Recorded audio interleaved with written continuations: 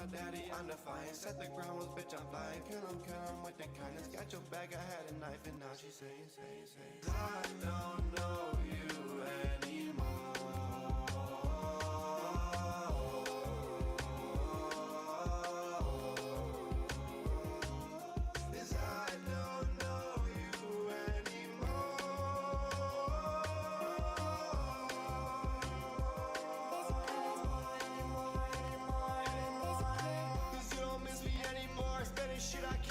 See my face, you just ignore. Think about you when I'm bored. On my forehead, seeing L. Raise a pitchfork, go to hell. Raise a torch right to the rig. Waste of time, just get a belt. Yeah, detective, I ignore. You can't hide from me, I soar. Eagle eye, just call me shy. I'm a diamond in the rough. Bitch, you watching me transform to a mansion from a dorm. Yeah, you saying you don't miss me, you a lying ass cunt. Nah, baby, didn't mean it. I never wanted to leave you lonely. Thinking with my penis, my brain got no control over me. I seen you from a distance. I'm thinking you really pretty. Silly me over here thinking that I got a chance. Repeating in my head, thinking how I can ask her to the dance. Can never be myself, I'm a lie. Got that fire in my pants. Only if I know she like me for me, I'd have never guessed. Take the mask off, she look in my eyes like she never left. 'Cause now I'm kinda thinking she using me for the benefits. Feeling like a hypocrite, don't even know what jealous is. She wanna get off and she hate me 'cause I'm the veteran.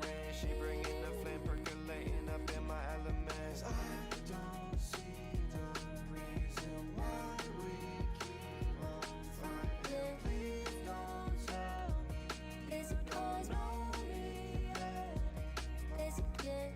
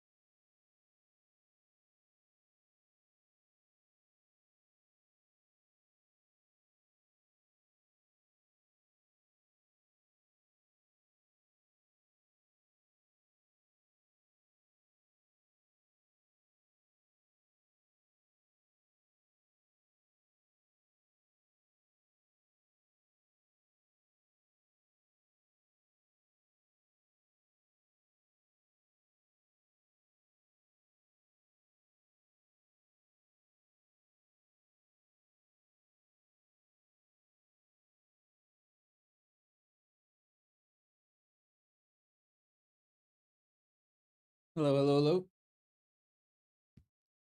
Oh, oh, damn. Yeah, gotta move this out of the way. Sorry about that. That must have like sounded pretty loud for you guys. How you guys doing? How you guys doing? We're gonna try doing a weatherman entire news segment here. But yeah, this is how we're gonna try to give the news today. Like pointing out different things. You can hear me now. Everything's perfect. Because you have no idea what's been going on besides chapter 2 of Stranger Things being released. Yeah, we're not going to talk about that one, but I'm glad that you've been enjoying Stranger Things. DVD. I don't know if I'll play it later or if I'll do something else. We'll see. Regardless, yeah. How is everybody doing? It's a standing stream. Yes, yes. I'm gonna be standing for this one. I'm standing on business. Don't you know I'm standing on business? So you gotta clock it in. I'm standing on business. We're gonna be talking about the new. Um, Today is. I mean, I got like maybe 5 slides more than usual. There were just a couple of different things that I needed to cover. Clock at Mr. Market. So, I mean, we're simmering in. Hope that everybody else got some time to settle down. Um, but what time is it? It's already gonna be like 7:20. So we can go ahead and kind of jump into it. If everybody can see perfectly fine, kind of see. We're going to be doing our weekly recap here of all the news related to the gaming industry. Uh, right now, we're seeing a lot of different things. We see from the Steam getting a lawsuit right now, dealing with a lawsuit. We also see some news related to Slay the Spire 2. And we also see some information we're going to be talking about regarding Warframe and a potential little interesting event that they're going to be pulling in. But overall, there's a lot more news that we're going to be covering. We're going to be covering a lot. So let's go ahead and start with something. Well, I mean, we'll start with what I assume you guys are most curious of, which is the Steam lawsuit. So, oh, gotta make sure it works first. All right. So we're starting with the Steam lawsuit. So I don't know if you guys have heard, but the Steam has been getting sued by basically the UK for anti-competition practices, right? So right now it's getting sued for a 900 million dollars in the UK. Um, they're basically just trying to say that Steam has a monopoly on the market and they're actively doing things that are anti competition and thus ruining or taking over the entire market and making it worse for consumers or for not just consumers but also for the industry as a whole. This includes us and this also includes major companies making games themselves and other people that want to make their own type of like video game market, right? So let's go into it. Let's see what the hell they mean by this. So if you take a look at their lawsuit, you can see that. Ooh, I might need to move the the chat here so you guys can actually see it properly. Give me a sec. I'm gonna move the chat real quick.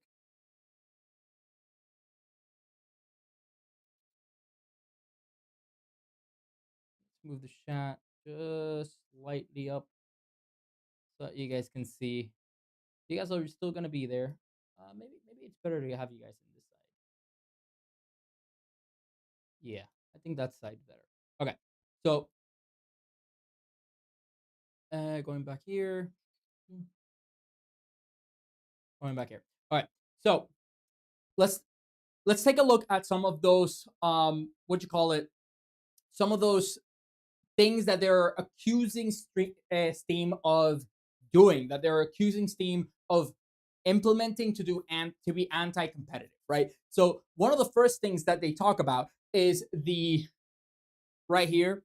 It's the price parity obligation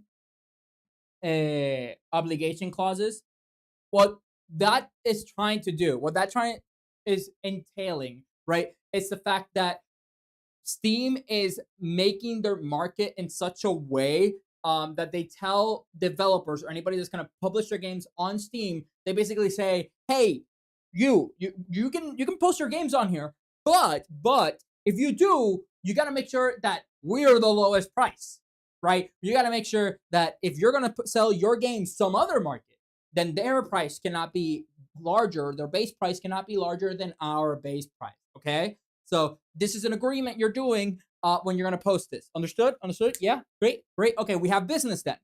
Um, so that's what they're claiming. That's basically what they're saying. And they're stating that Steam is going over there and just saying like, oh yeah, you can't sell anywhere else. And since you can't sell anywhere else, or if you do sell somewhere else, you're gonna have to get the same price as us. Nobody can put a worse price. Nobody can put a lower price on our games. Thus, if you can't put a lower price, you won't be able to incentivize people to go to your platform instead of ours. And we're always giving discounts, so that means that not only do you can't get a better deal, we're always the better deal. And that's like the devil that they're trying to sell Steam as. But the reality is that that's not actually the case. If you go ahead and you take a look at, and I'll skip forward for a bit, if you take a look, the only time that they ever explicitly state to anybody that's developing, anybody that's publishing a game in their system, in their market, the only times that they ever state that you cannot sell something at a different price somewhere else is when they're talking about Steam keys. Now, Steam keys is not equal to the game itself, right?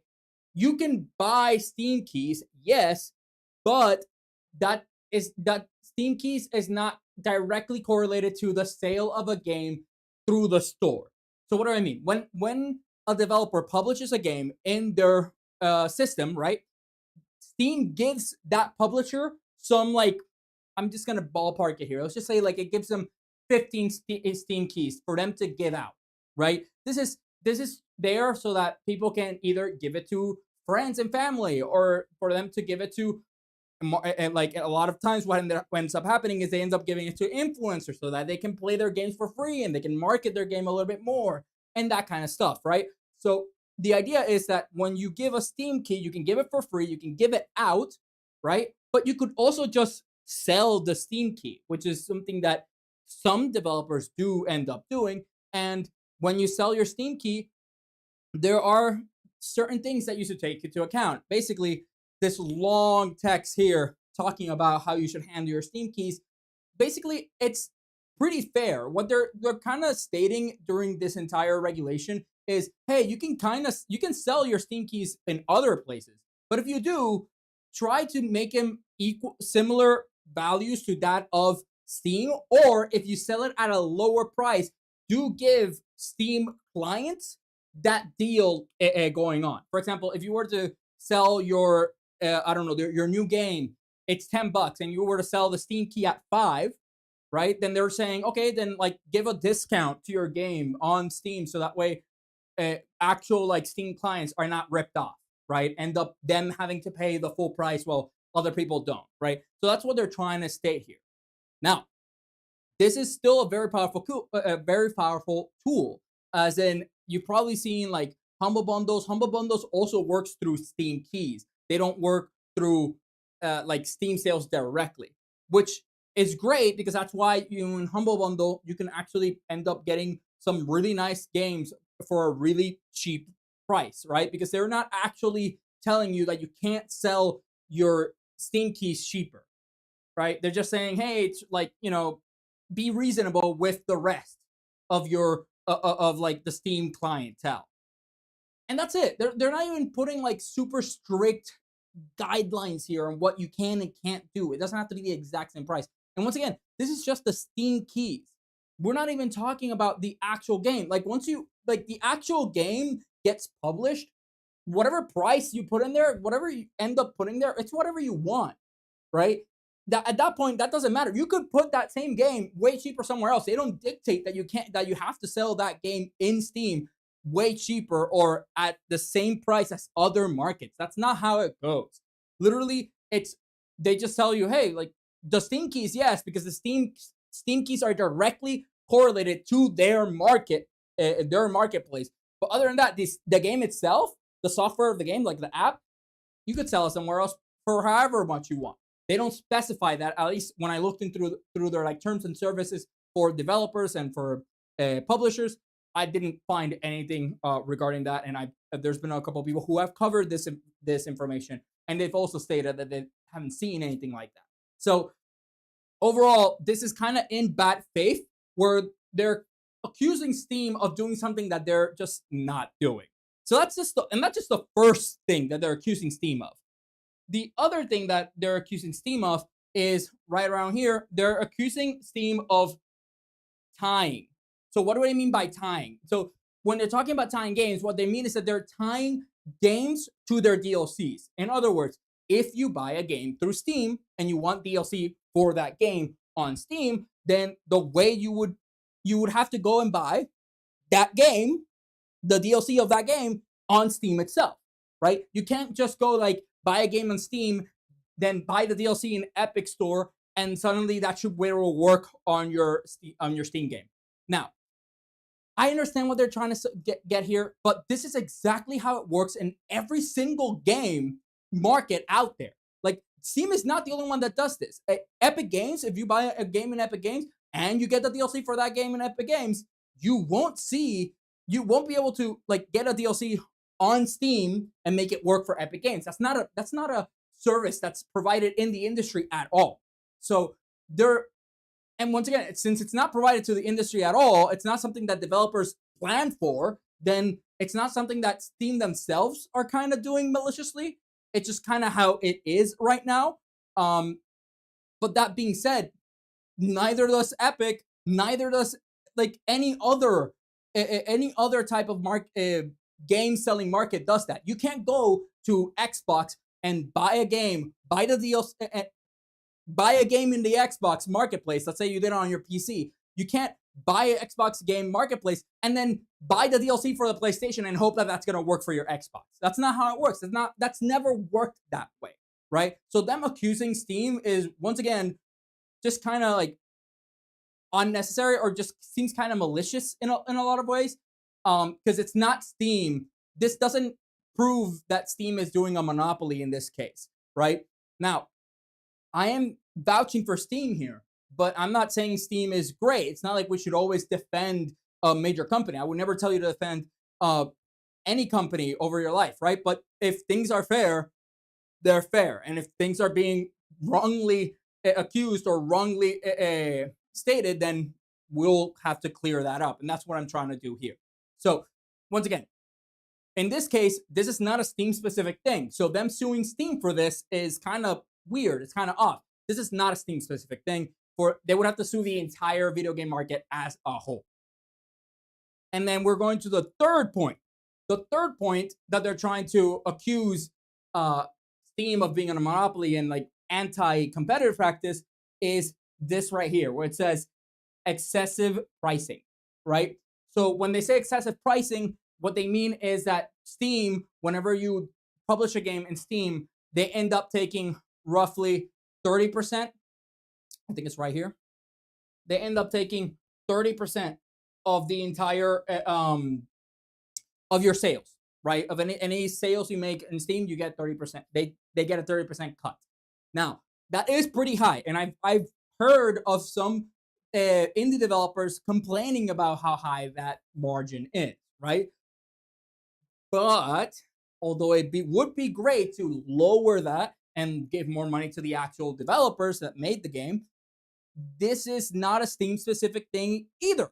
So the thing is that the industry standard for any market is 30% of whatever game is sold in their platform.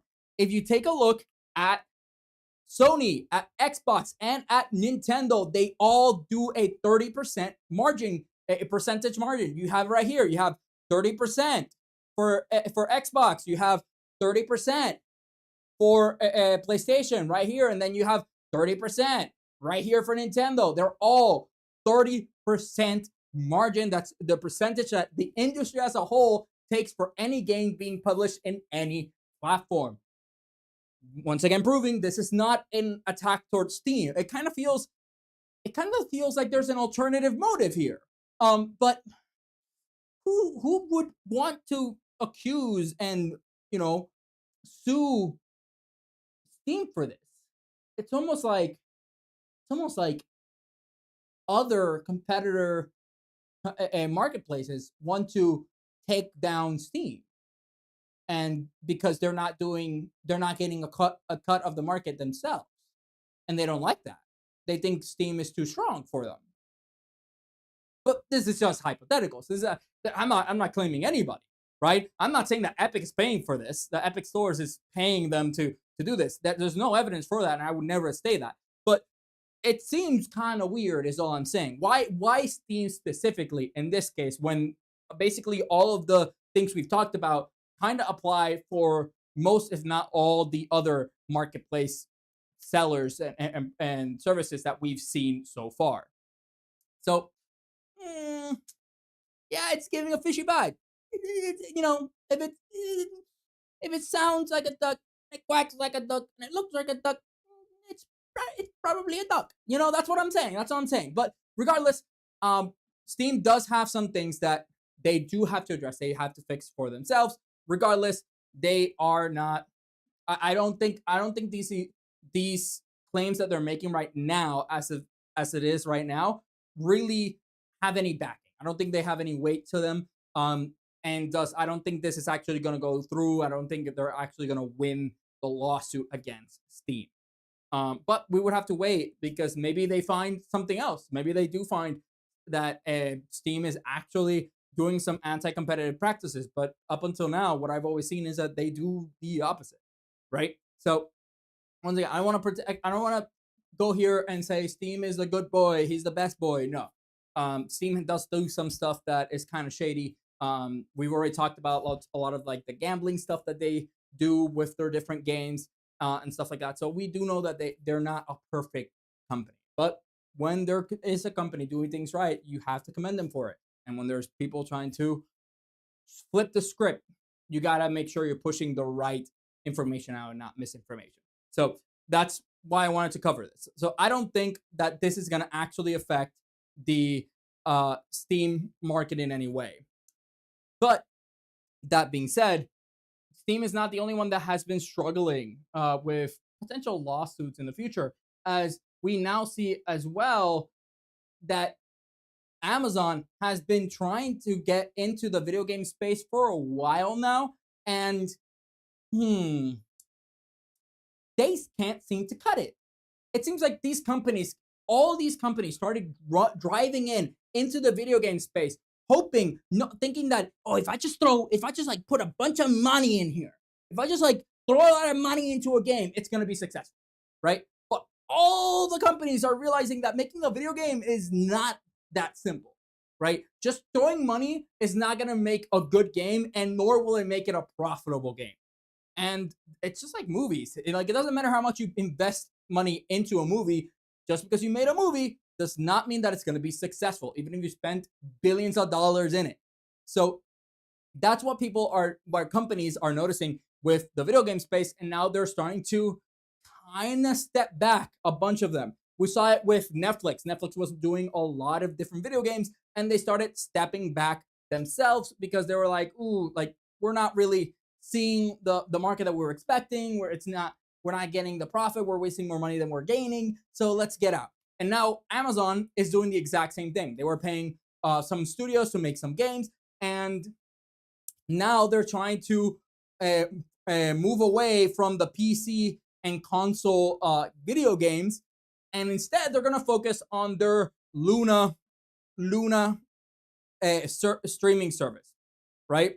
Game streaming service. So what is this Luna stream service? Well, sorry. Jesus. There we go. So what is this Luna streaming service? So it's literally just like what we saw with Netflix, where you have, instead of them making games and selling them, they're just giving you a platform for you to play games in their servers remotely, without having to own a physical copy or without having to pay for the game individually. You just play their subscription, which, Amazon is subscription based. They have Amazon Prime or whatever, and then you would be able to play these games remotely, and that's through their servers and everything like that. Like, it's remote play, right? And this is exactly what we saw with Netflix, except Netflix has been focusing more on like party games, right?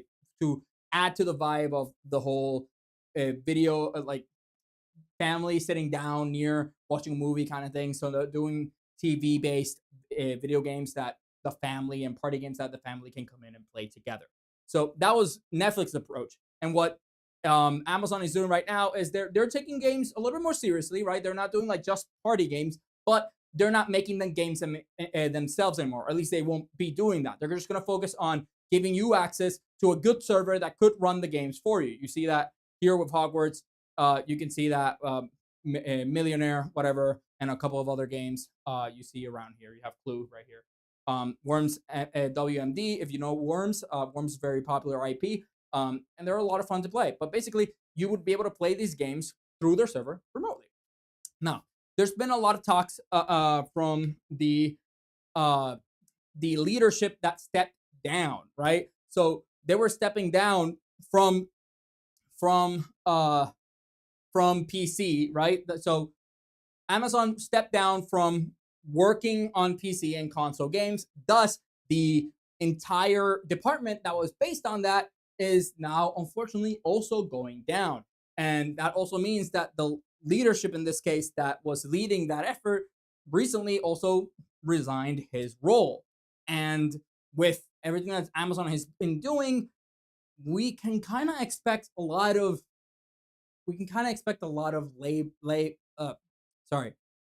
layoffs happening soon enough, unfortunately. They've already been laying off a lot of people in October of last year, and I expect that to be the exact same thing with this here. They're going to start laying off all the departments that used to work on making those video games, which I really hope the best for the families of those who are working for Amazon right now in that department. There's no official statement right now, but that's kind of where we see things are moving towards. Now, I'm worried by this, right? I'm worried by this shift that we're seeing. We've seen Netflix do it. Now we're seeing Amazon do it. There's this shift of, and we're even seeing it to a certain extent, Xbox do it, right? There's been a shift of like companies no longer wanting to make the games, but instead provide a service that gives you access to the games, right? We see it with Xbox and the Xbox Game Pass, right? We see it with Netflix and their games that they're doing, and now we're seeing it with Amazon. And the whole point is, this worries me because as consoles are becoming harder to manufacture and PCs are getting harder for us to optimize, this seems to be where we're going. Basically, you can't really afford RAMs. AI is basically taking away all the RAMs. It's taking away all the GPU. It's taking away all the resources that we use to make our PCs, our personal PCs, be able to run these heavy new generation games. And since we're no longer getting the components, it's not being easy for us to access the components we need to play these games. How will the companies make money if they can't sell their games because nobody can run them? Well, the solution is you make everything in a cloud. You make everything a service. So Amazon, and I believe that Amazon, Netflix, and Xbox are seeing this, and what they're banking on, that what they're betting on, is that as things become more expensive and we can't make our own personal consoles or units that can run these games, we'll have to start reaching outwards to play the games that we want to play. And then once they get enough traction, the idea is they're going to start renting us or leasing us access to their servers and access to the performance that we would need to use from their servers to be able to run these games. So once again, you won't own the games. You won't even own the console that's running the game, because you'll be able to run it'll be running in their server. So your console that's not necessarily so good at running video games would be able to run a game that's very heavy because it's not running innately on your computer. So there's pros and cons of these things. Like that means that if you have a laptop that's not that good for running games, you would be able to still play any game that you see. But also that would mean that they have leverage for them to start, well, charging you for anything. Honestly, they could charge you for how much RAM usage you use while in a play session. They could start charging you for how much GPU usage you have per game session. They can start making it so that you can play a game, but you can only play it at the lowest settings. And if you want to play the game, you have to pay a higher setting. You have to pay more to be able to play at the best settings. Like there's so many ways that this could go wrong, and it definitely worries me that we're shifting towards a game remotely as a service instead of like games as a product. So yeah, very scary stuff. I just realized that the thumbnail is the same as the last recap. It is. It shouldn't have been. I changed it, so it shouldn't have been the same as it. But whatever. We can. It doesn't really matter the thumbnail that I have in the video, and I can change it later. Rind rip the band-aid off the AI bubble and let it pop already. I completely agree with you, Sans. I think that the AI bubble should just burst. We're all gonna suffer from it. But like you said, rip the band-aid. It's just we've been this entire time, we've been doing patchwork, more band-aids in the entire US economy, and I think global economy as a whole. So what we need is just feel the pain, rip it off, let the bubble burst, and then we'll suffer for a bit, but eventually we'll get better.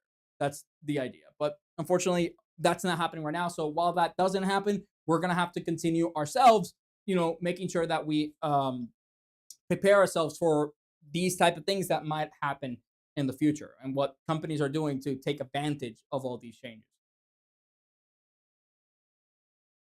This is the beginning of the end for ownership of games, consoles, etc. Exactly. They keep telling us that we're the generation that will own nothing and be happy, and we keep seeing that being true, more and more true every single year as things move on. Hello, Saracen Zero. How you doing? Do you think that product they are offering to the market is competitive product? So I think this will put downward pressure on other products like games you can purchase and own or console hardware. Let me read, because that's a long question. Wait a second. Do you think that the product they are offering to the market is competitive product? So I think this will put downward pressure on other products like games you can purchase and own or console hardware. So I do think that it's a competitive product, because although there's no demand right now, I believe that there might be demand for it in the future.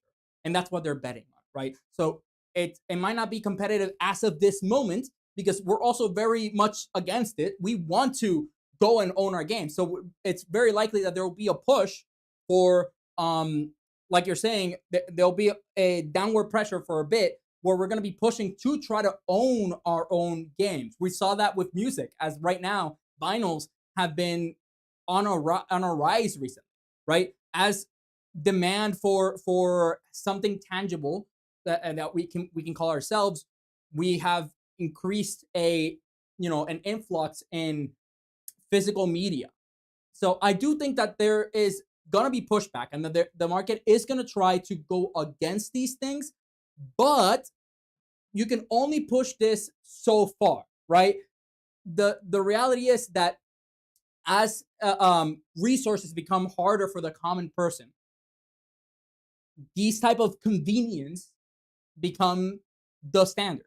And when we're talking about the sale of video games, for example, right now our generation, we can afford to make a computer, right? It might not be the strongest computer in the market, but we can afford to get a computer because we can get RAM, we can get GPUs, or we could before, or we could get a console, right? But what happens when for younger generations that cannot get a console, and they don't grow up having a console that can run the games for them? They grow up playing, for example, through Amazon, on their phones, for example, on tablets that can't run really big games, but somehow they were able to run the newest, GTA, because they were able to just do it through the Amazon servers, right? So what I'm trying to say is like right now, I don't think it's going to affect us. But if the way the market is swinging towards, this could be competitive and this could end up causing a huge shift in the market as resources get more steep and demand increases. So that's my answer to that. I hope that I actually was able to answer your question, Sarah Santiro. Thank you for tuning in. All right. So that any other questions regarding Amazon or the Steam situation? If there aren't any more questions, okay, chat. If there are no more questions, then we're gonna go ahead with the next news. So the next news that I want to talk about is we're gonna be talking about the punching bag of the industry right now. We're gonna be talking about everybody's gaming industry's favorite punching bag, Ubisoft. As you can all know, Ubisoft, exactly. Ubisoft has been struggling so much recently as it is struggling in every single angle. We've already covered this in the past, but yes, Ubisoft has been on the downwards in the last couple of months, and things don't seem to be getting any better for them. As recently, they had some drama with the Assassin's Creed lead designer getting basically suspended temporarily without pay for them speaking out against Ubisoft. So what exactly happened? What did they speak out? What actions could they have said or taken that would have warranted Ubisoft to suspend them for, I think it was 3 days in this case? Well, according to Michael, basically what ended up happening is that recently, in the last couple of weeks, Ubisoft has been pushing a return to office policy, right? So this is not something that's new. We've seen that on everywhere in the market, right? We've been seeing how every single industry, tech industry, like health industry, we've been seeing it everywhere where everybody's trying to get everybody back into the offices, right? And they're claiming that, oh, it's so that we can better focus our efforts and so that we can do what we were before and get back to our prime that we used to be. That's what Ubisoft is claiming. But we can kind of all see through the lie here. We've heard this thing multiple times before, and we all know what the real gist and the real reason for these things are. And well, Michael was very vocal about it himself. So apparently he went to LinkedIn and started posting some, comments going against the RTO, which is the return to office mandate that Ubisoft was pushing towards. Also stating that the reason we're seeing this return to office is because companies have these giant buildings that they went and bought for offices that they, back in the day, if you had a big building, it meant that your company was doing really well.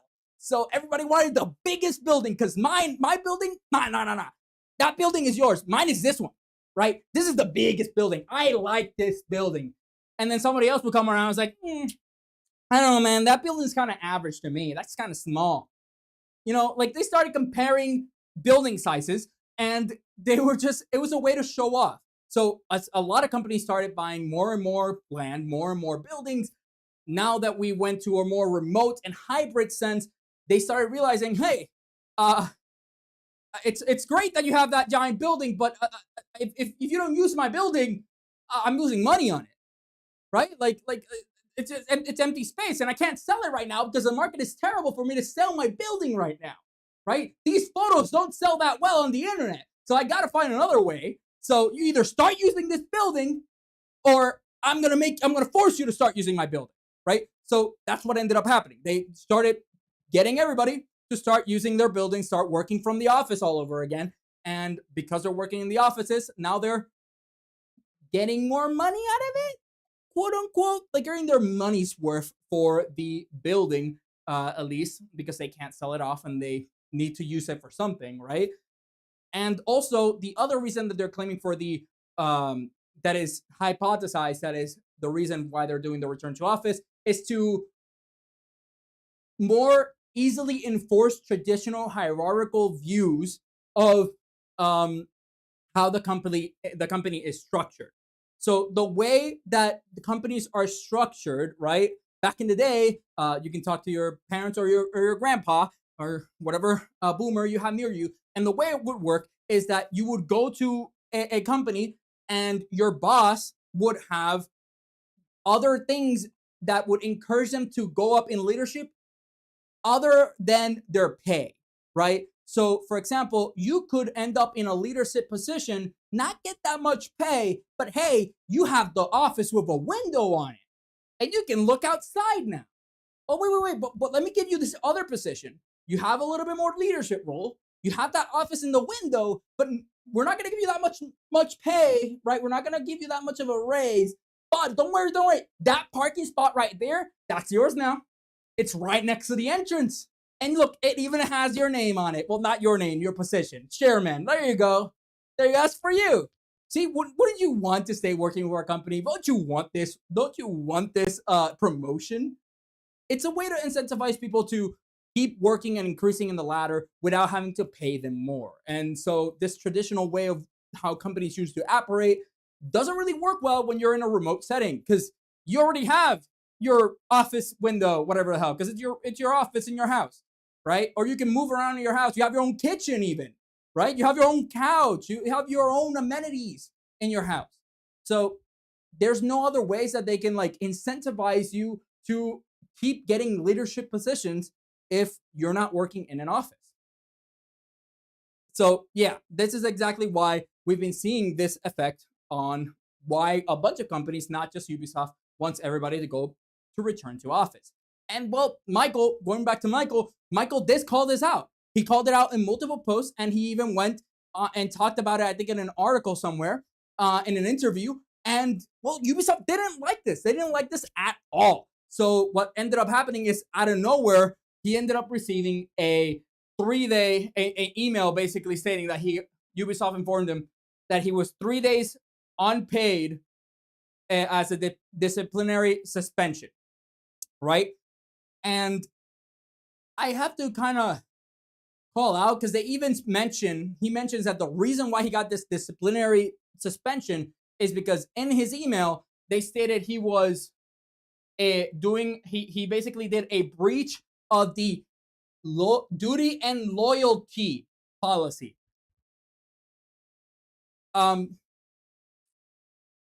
Yeah, bro calls them out and gets 3 days of vacation. Yeah, but it's unpaid, right? So for some people, it is 3 days of vacation, but for some other people, those 3 days unpaid could mean they can't afford rent that much, right? So, but that leads me to believe one thing. It's like, wait, but what's the legality of this whole thing, right? Because we all know that if he were to get fired due to something like this, we're speaking out, that's a whole situation. That's discrimination, and he could sue them for it.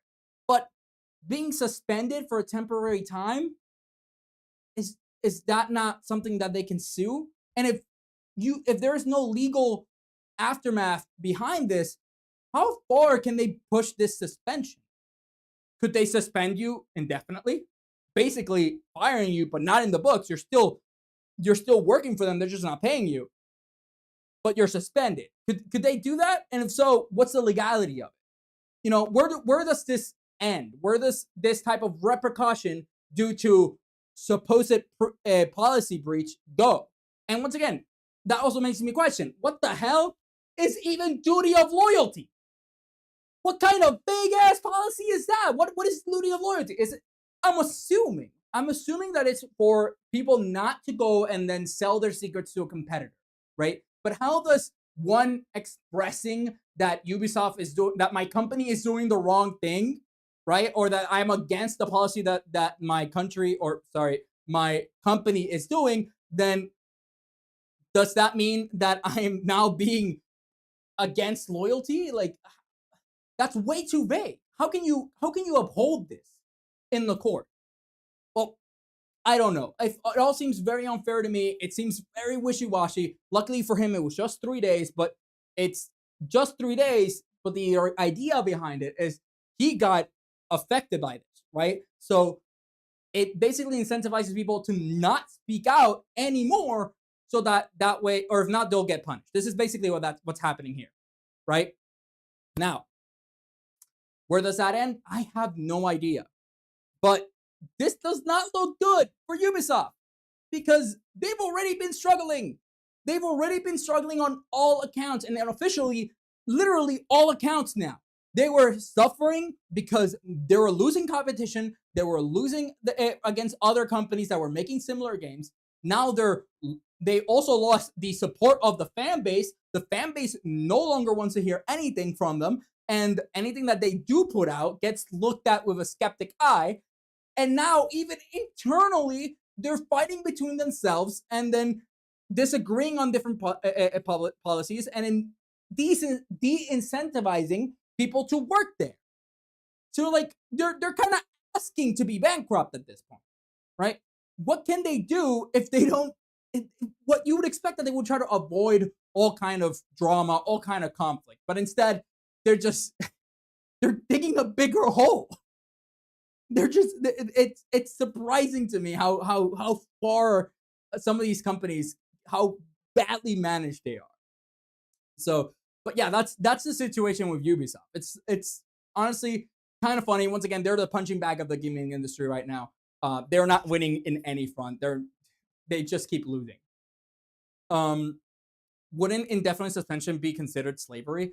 Well, suspension means you don't work. So since you're not working and you're not getting paid, it's not slavery because you're just not working. If they made you work while you're suspended, that's slavery. But like you're just not working. It's the equivalent of you getting fired, right? So like it's a wishy-washy. It's like at what point does it become just being fired, and what point is it a legal issue?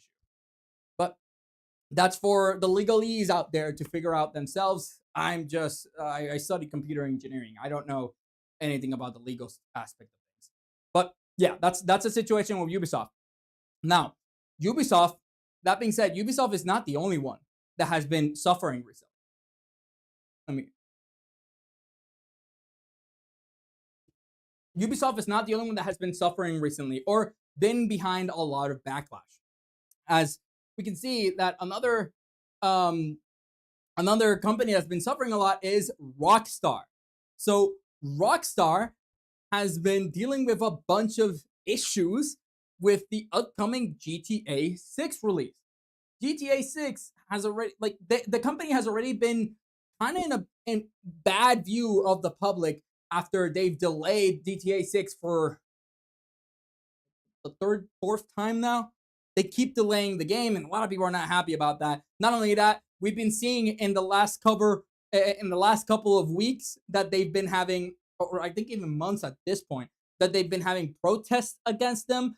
There's been strikes against them because of how terrible they've been managing their employees. And also there was that one case where they fired somebody who joined the union, and it's like in muddy waters right now whether it was considered union busting or not. So like a lot of things are not going well for Rockstar right now. And now to add to that, we now got a new news that people are not happy about regarding GTA 6. So what we're seeing right now is that GTA 6 might not get, and this is all according to data miners and leakers from reputable sources, according to them, which is that they are now not sure. They're stating that they will not release a physical copy of GTA 6 the moment that GTA is released. So basically, like, GTA would be released digitally first, and then after it's released digitally, a week maybe, we don't know what time span, we would see the physical copies appear in stores, right? So why is this happening? Why would they even think of not releasing it with the physical copy at the exact same time? That's how they've always done it. Well, the reason behind it is because, according to them, they don't want people to leak the game before it even comes out digitally, right? And this is kind of fair. It's happened with a lot of popular games out there where when the game comes out, before the game comes out, somebody already leaks a lot of the information or gameplay or stuff like that from the game. How does this usually happen? Well, it's because once you get the physical copies to sell them, you distribute it, right? And when you go in through distribution, anybody, and I literally mean anybody that's in between that supply chain, could just take the game, take the CD out, plug it in, record it, and sell it before it officially comes on sale. on shelves, right? Not sell it, but just like show it and leak it. So that's what we've seen with other popular games in the past, and they're scared that they're going to do that with GTA 6. And thus, their way of correcting this is we release the digital copy first, where everybody gets access to the game at the exact same time, and then once we do that, then we start the supply chain for the physical copies. So that way, it doesn't matter if somebody were to get it before anything because everything is already out. There wouldn't be any leaks, which is all fair. But this is causing a lot of discomfort with a lot of people who, once again, we've been seeing how the trend for the companies is you own nothing and you'll be happy. So a lot of people are fighting against that by buying physical copies of the games that they want. And in this case, GTA 6 has the weight of, I would say, like the entire, most major companies are betting on GTA 6. This includes Microsoft, which is hoping that GTA 6 sells more consoles for them. It includes PlayStation, which also, if they're hoping that GTA 6 is a console seller. You also have AAA companies as a whole, as this is AAA, the company itself, and everybody who's invested in GTA. There's so much money involved that if it were to flop, it would really destroy a lot of the major companies that we know today. Because once again, there's a lot of money and they're selling this as if it's going to be the most revolutionary game in the market. You have to watch it right now. If you're not here, if you're not watching GTA, if you're not playing GTA, you're scum. You're the worst of the worst. You don't even know what gaming is because you don't know what peak is. You don't even know. You've never experienced peak unless you've played GTA 6, according to them. That's how they're selling it. So that's why we're currently dealing with a lot of issues with a lot of pressure for Rockstar to deliver when GTA 6 comes out. And this is causing even more drama, even more bad taste in people's mouths when the last thing you want is bad publicity for your game. So Rockstar is also been heavily being scrutinized and dealing with a lot of issues. But let's not just talk about bad news, right? That's kind of what's going on Rockstar, and I really hope that GTA works well. GTA 5 is a very fun game. There's a lot of people who make their living in GTA 5. They do role play. I don't have any reason to want GTA 6 to fail. I think it's going to be a great game where a lot of people are going to enjoy it. But there's a lot of stake, very heavy. A lot of people expecting for it to blow up and perform really well.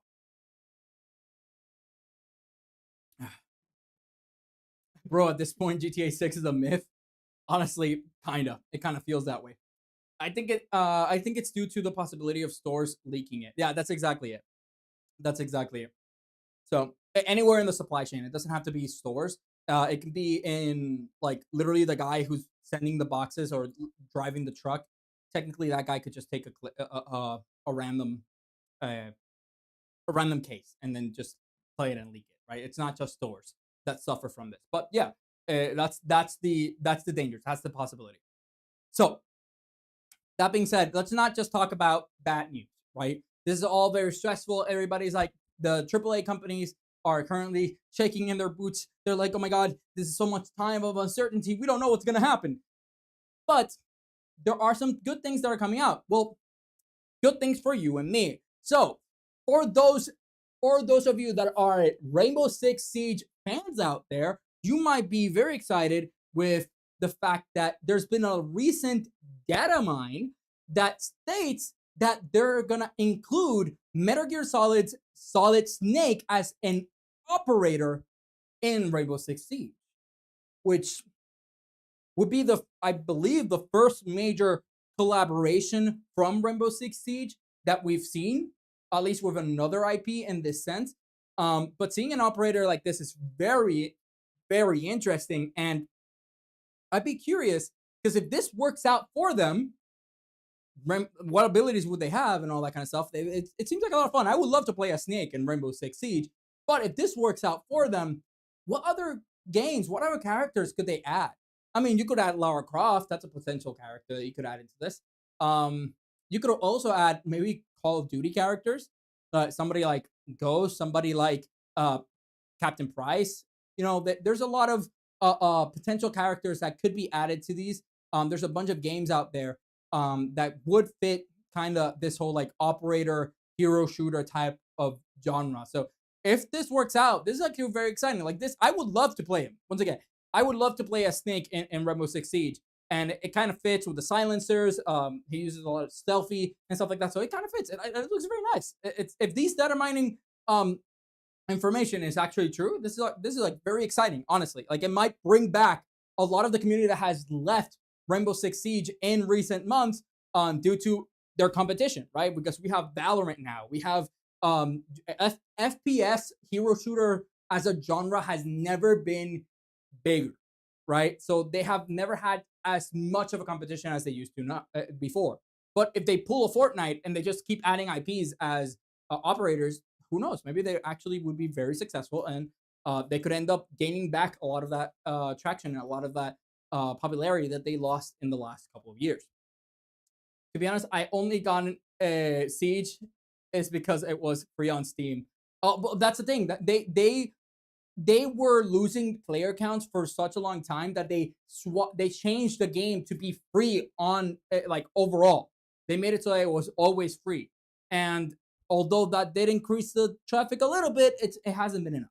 So maybe this collaboration, if it ends up coming out, and we'll cover it if it actually comes out, and we have a trailer or anything like that. But if it does come out, this type of approach could end up bringing the game back to life. That's how I view it. So very exciting news for Rainbow Six Siege fans. But we also have some other really exciting news, which is the new update for Monster Hunter Wilds actually did something. We actually see that the new update has made PC performance a lot better for a lot of people. People are actually noticing the GPU and CPU optimizations that they've been implementing in the last couple of updates. This update basically added a reformatting of their I think it was their quality and like the way you can edit the quality of your game. So now what used to be you'd only have two options before. You had high and low. It's not resolution, but let's just call it quality level. You have high and low. Now what they did is they turned high into highest, turned low into high. Then they added two new lower performing, lower intensities, which is medium and low, and I think lowest as well. So they added three. So now a lot of people on PC are actually being able to play the game as intended and seeing way less issues than they were seeing. So we're actually seeing some improvement. We're actually seeing what we wanted. So this is great. More people can start going into Monster Hunter Wilds and then playing the game and maybe bring it back to life.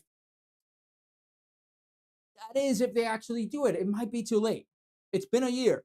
So there's been a lot of issues, and a lot of people have lost their faith on the franchise because of this optimization issues. So we'll have to see. We'll have to see. We are seeing some improvement, which is great, and I think, and there are more improvements on the line. Like there are more updates that are coming up that are meant for improvements and stuff like that. So this looks promising. We're finally seeing some progress being made here, which is great. I'm really happy for Monster Hunter. And for Monster Hunter fans out there, hopefully now your PC can actually run the game. So if you paid $70 for a game that you could barely run, hopefully now you can actually run it. And my guess is that they're going to try to make all these issues be resolved before they drop like a major DLC. But if you want to learn more about what exactly are the issues and optimization issues that we've been seeing with Monster Hunter Wilds and what are the issues we've seen since launch, then you can go ahead and check my video where I posted recently, where I literally go about the history of the release of Monster Hunter Wilds and explaining what went wrong, why is everybody complaining, and what could end up happening in the future. So I highlight all the details over here and I take a look at its performance. So if you're interested in that, go ahead into the Gaming Marketplace YouTube channel and you'll be able to see this video in entirety. So please enjoy if you want to learn more about the whole Monster Hunter Wild situation. that's that's it for AAA. At least we're gonna go into the indie section soon enough. All right. In the first time in forever. Yeah, we're finally seeing it. I appreciate the journalist fear of jinxing it by writing about it. Yeah. It's really funny.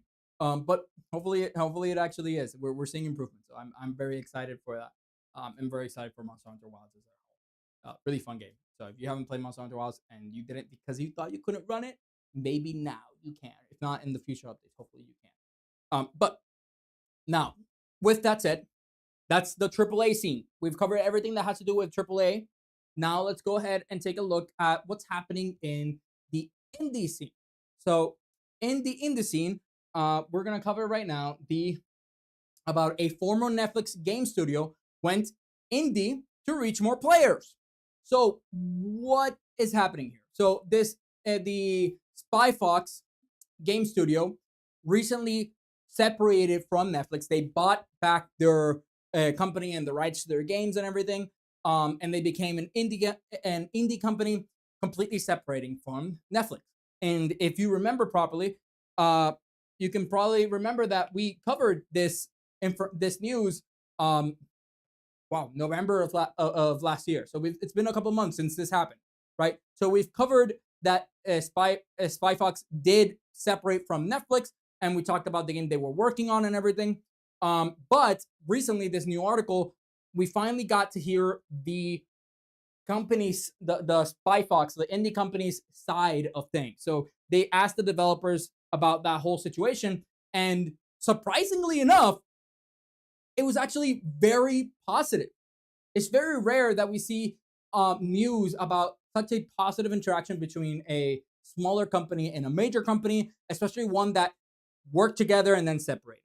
But according to them, they were working with Netflix and everything was working pretty fine for them. In fact, they stated that they didn't see any of the any changes, or they weren't affected by the changes of what Netflix has been, prioritizing. Right? We talked about how Netflix is focusing on party games instead of like actual games in their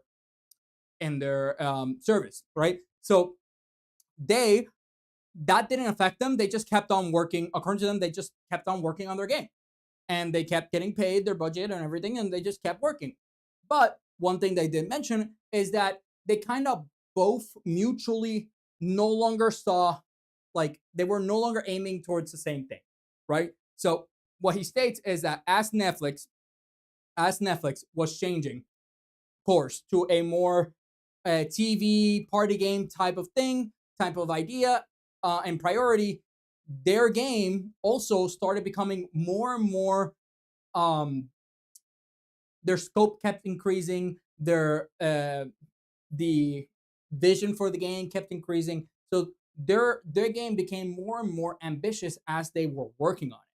And so both companies basically realized, hey, we listen, man, you and me, it's not working out, bro, is it? No, it's not. It's not you. Well, it's kind of you and me.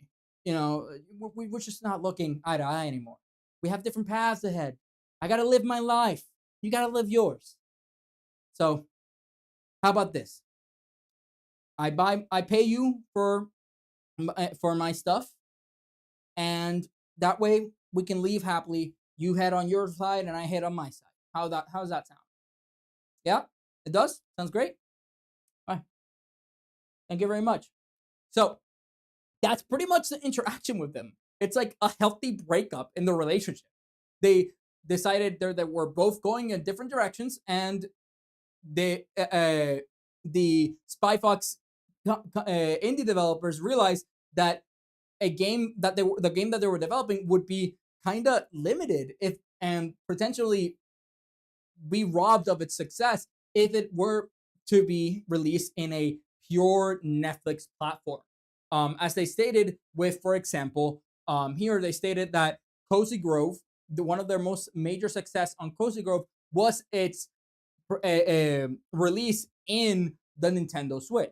and they're thinking that this new game that they're working on would also benefit a lot from being released in the Nintendo Switch. So, but if they were to work with Netflix, they wouldn't be able to do that.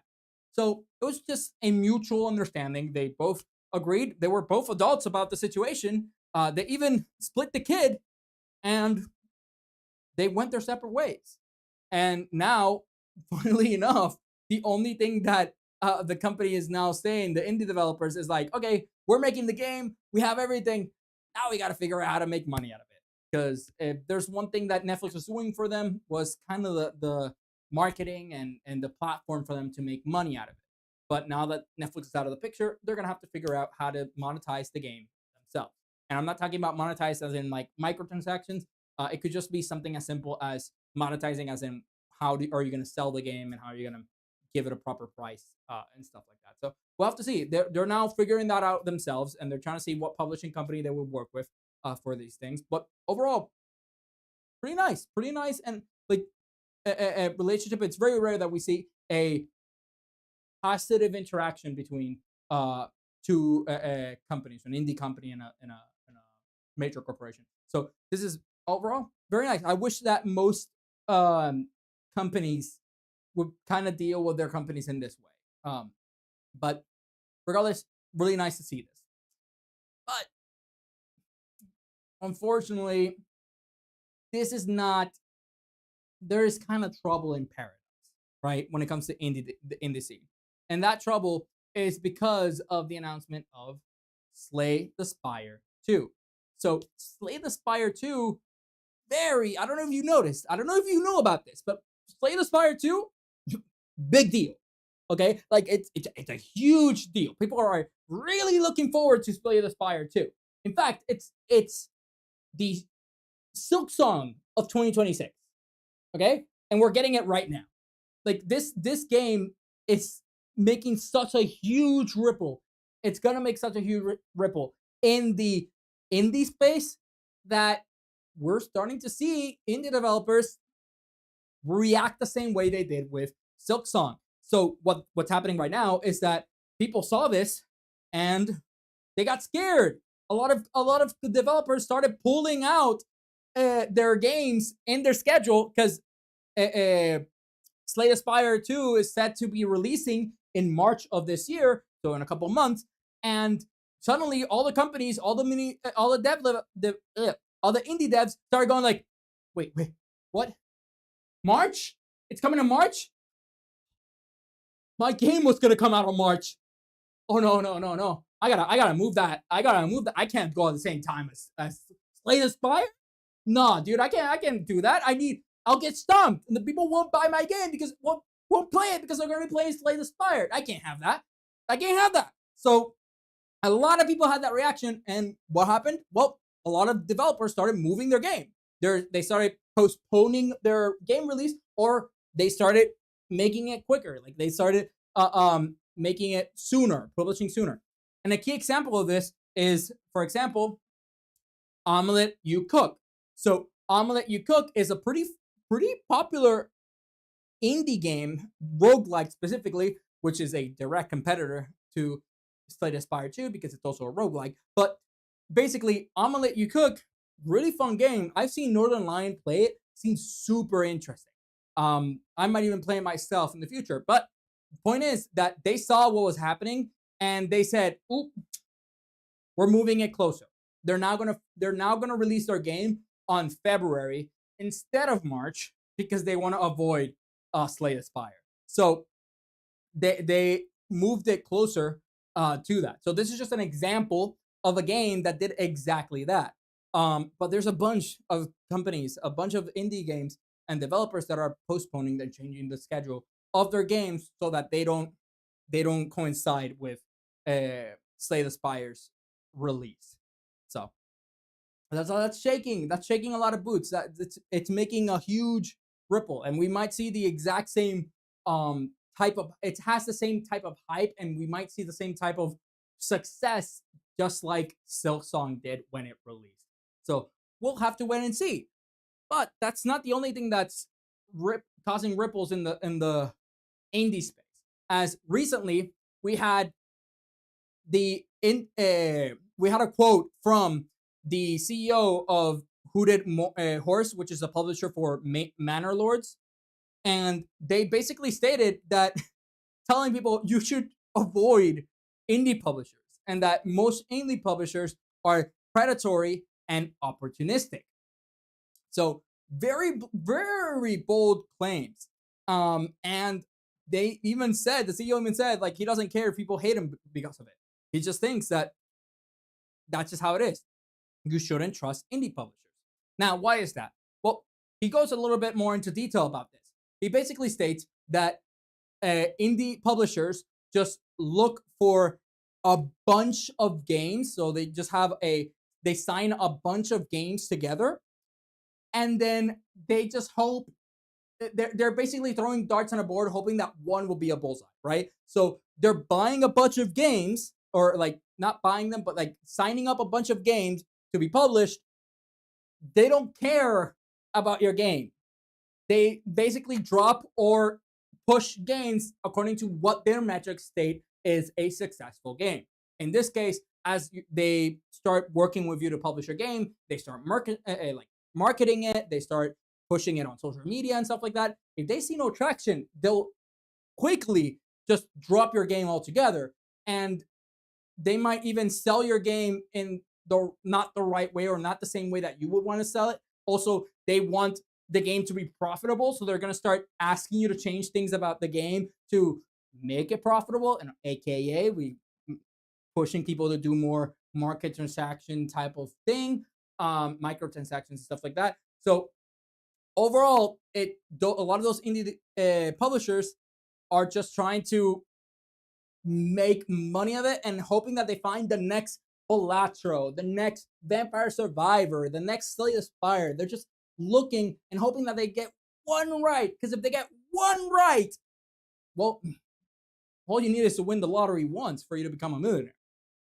Well, billionaire at this point. So, like, that's exactly what they're hoping for. But that also means that just like you get your lottery ticket, didn't win, and you throw it out the trash, that's exactly what they're going to do with your game. And it's not every indie publishing company that does this, but it's apparently a trend in indie publishing companies right now, and that's what he's calling out. He even states that you should not go and make a contract with indie publishing companies, and that you should instead publish yourself. You should self-publish your games. And he even goes and states some like materials that could help you self-publish. So he even provided some insight on how to potentially successfully self-publish your own game instead of relying on these indie publishers. So overall, very interesting information that he was talking about, and he's encouraging indie developers to publish themselves because he states that you made the game, you know what's good about it, you know what people were gonna like about your game, then why the hell would you tell somebody else to sell it for you? They don't know your game. They don't know what's great about it. You do. So that's the idea. You should self-publish, or at least that's what he's pushing. But he understands that sometimes you need the support of a publishing company, which is why he then states if you are going to do a contract and you're going to sign with a publishing company, he even states a website here called Gamealytics, and he says that you should go there. And what that website does is that it shows you it's a database with a bunch of publishing companies and what games they bought, the amount of games they bought or signed with, and how much money they've sold, how much games they've sold, how much money they've generated, and just overall information of how that successful or how that company kind of operates. And you can then, as an indie developer, look at the publishing company and decide whether they align with your views or not. Because there's a difference between a publishing company that maybe signs, let's just say in a year they sign like not three, like 10, 20 different games in a year, but they end up doing pretty damn well because they really focus on the best parts of every game and they give it the love and care that they deserve. Or a company that signs up like, I don't know, like 5,000 games a year and only earn like 2K, right? Like this, that'll tell you what the idea or what the I guess, um, focus of that publishing company and whether it's right for you or not. So that's what he was talking about, and it's honestly like that's great. And this is a CEO of a successful publishing company talking about this. So if there's anybody who's like has the right or like has experience enough to talk about this, it would be him. So it's this article is super interesting. And overall, you should check these sources right here if you are trying to self-publish. Check out these sources that he mentioned in the article. And if you are gonna sign in with a publishing company, check out that website. So yeah, all super interesting stuff. Now that concludes the news segment of the gaming recap. But as always, for the end, I like to highlight one game and see how well it's been performing in the last couple of months or years, right? So this time around, I wanted to take a look at a game that has been getting a lot of traction recently and has been getting more and more popular and just, yeah, more popular online. And that game is Warframe.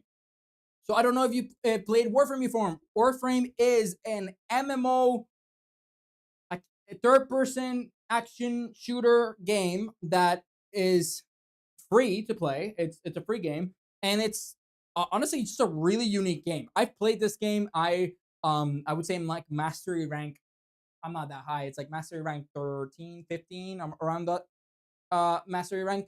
But I played this game. I put a lot of hours into it. I played it a lot. It's a really fun game. There's a lot of grinding, but it's just if you play with friends, it's a really nice game and fun game to play.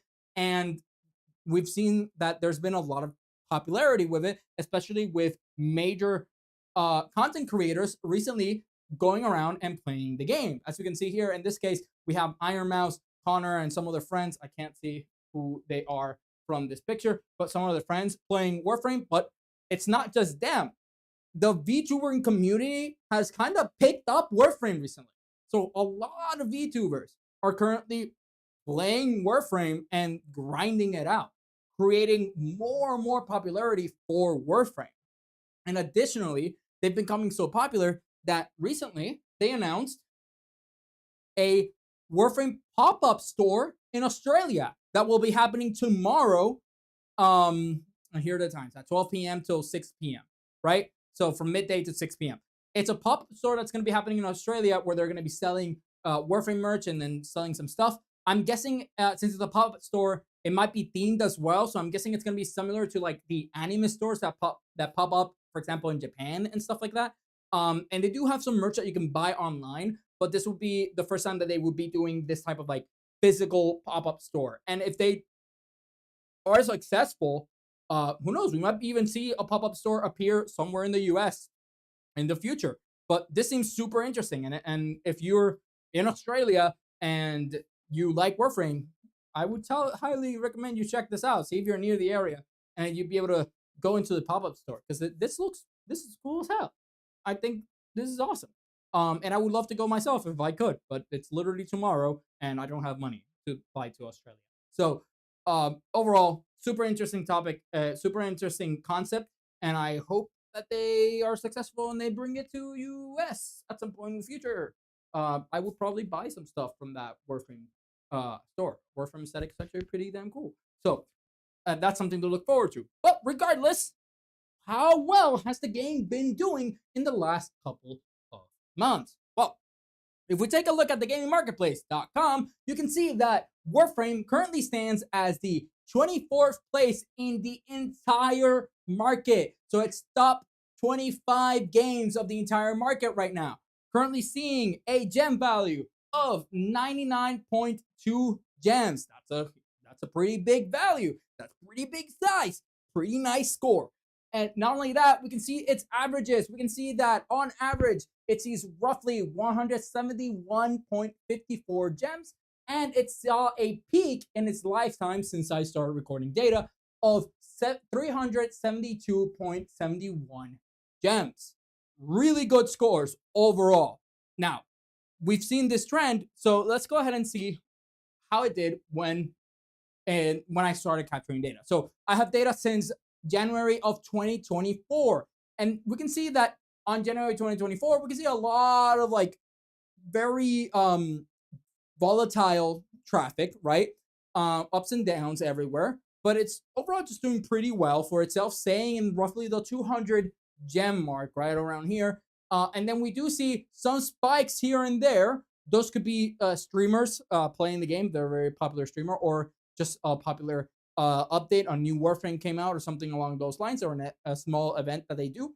Or you have when they release new updates. For example, this spike right here. This spike right here is the Maidens update. The Shrine Maiden update is right here. You can see how it affected the market, and it saw an increase. We can also see that after a little bit, we saw the 1999 update, which is one of the it was a very popular update, and a lot of people came back to the game to play Warframe for the 1999 update. And we can see that it's one of the higher peaks we're going to see for the rest of this review. It's one of the highest peaks we've seen so far, roughly 360 something gems we saw around here. Now, it went back down, and then we see another small increase here when there was a new frame that was added to Warframe with a guitar. That's basically what happened here. So as you can tell, overall pretty good performance, but just like any live service game, you see a lot of ups and downs. Specifically, whenever there's a new update, you see a spike, but then it goes back down when the traffic kind of normalizes itself.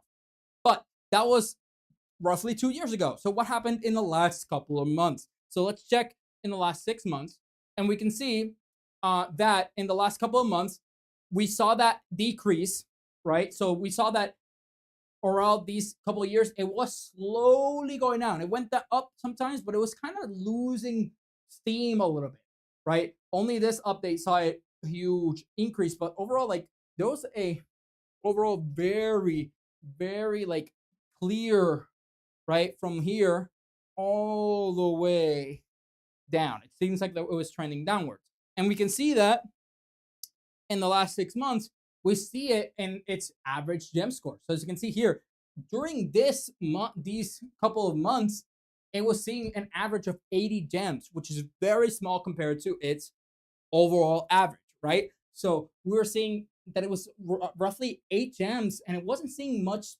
increase. It was kind of staying there.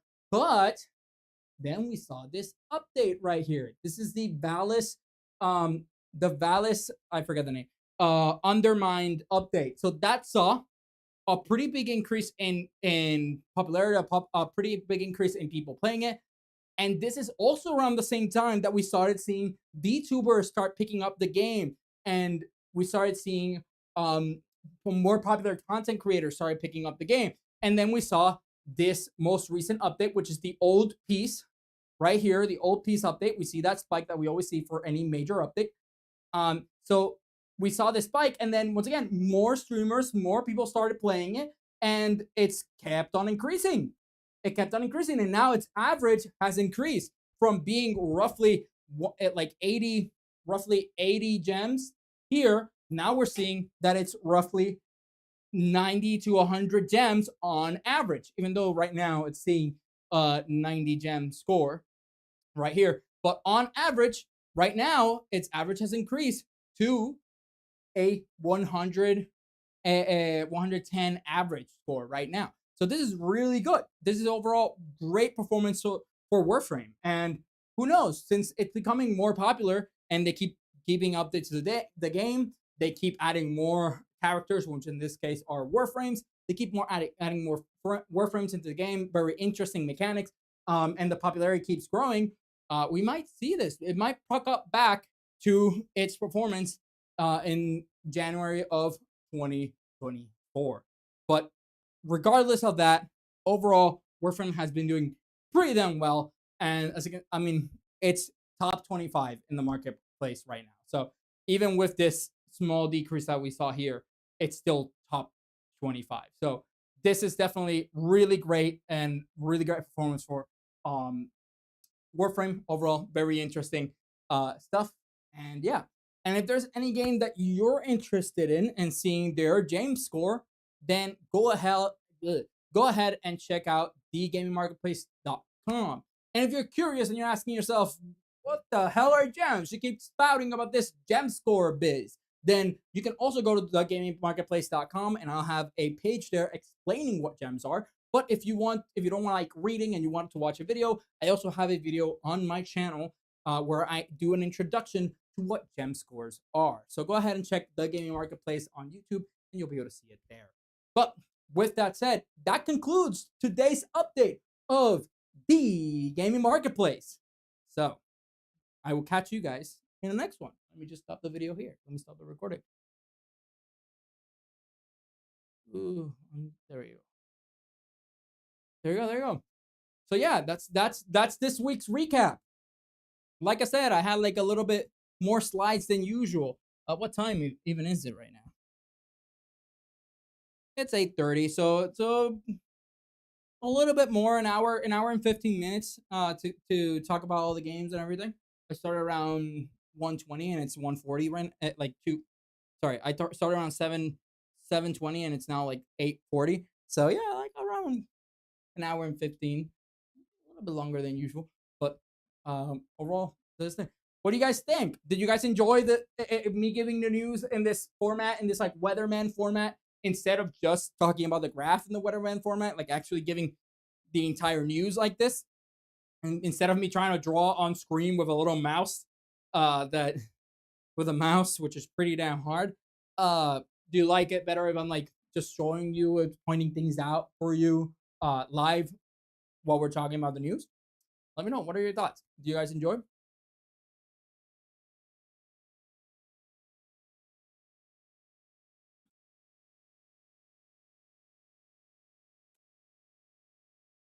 Ooh. You think I need more desperation? More desperation for what? For the people who are uh the aura of pure unadulterated energy. Yeah. I can express uh uh I can express the what happens with companies and how they feel. Oof. This is in the news. This is the only thing that matters. Yeah, I agree. I could probably be more unhinged, and I try to be. I like this weatherman format, which I feel like is just. I feel like it's a lot more fun to give the news, and I could be a little bit more energetic, and like you said, add more chaos and more energy. I definitely plan on doing that in the future. But yeah, I hope that you enjoyed so far. And it's great seeing you, Jeans, the movie. I'm assuming you just want me to call you Jeans, but it's great to see you here. But yeah, so I do this every Thursday, by the way. So every Thursday around 7 p.m. I Eastern time, I go ahead and do the news recap of everything that happened this week. And so before I used to be just on my share and I would just show you the PowerPoint slides that I set up, but now I'm here and I'm standing and I'm showing you everything, the graphs. It's all here, all for your enjoyment. So yeah. All right. So this is what we're due. I don't know if I should just stop the stream here or if I should put myself maybe stop and then start a new one and play some video games. Because I gotta change the camera up again to like so I can place it looking at me, and that takes a bit. But what game would you guys even want me to watch? Huh, chat? What do you think? What game? I could play. Hmm. There's probably a demo out there that'd be interesting to play, or we could play. I've been really into TFT recently. If you guys want to see TFT, that's also an interesting one. I do plan on streaming. You might see me live starting next week. Just kind of working. I work from home, so I'm planning on just streaming myself. Just kind of co-working and vibing. I'll just be doing my thing, programming and stuff like that, and just putting some nice music in the background. Uh, but that's one thing I do plan on doing. Starting next week, hopefully I'll have it set up so we can start doing that. But yeah, I think I'm gonna call the stream here. You want me to play? You want me to play Warframe? I'm gonna play Warframe. You sure? I suck, and there's nothing too much to do. I could. There's a single player aspect of Warframe that I'm way behind on. I could start playing Warframe. You drive a hard bargain, kid. Hmm. Just Dance, Just Dance 2016. I don't have the mat. You know, I used to actually play a lot of Just Dance. Um, I used to have the Wii and the mat for the Wii. So I used to play a bunch of Just Dance as a kid on the Wii with the mat thing.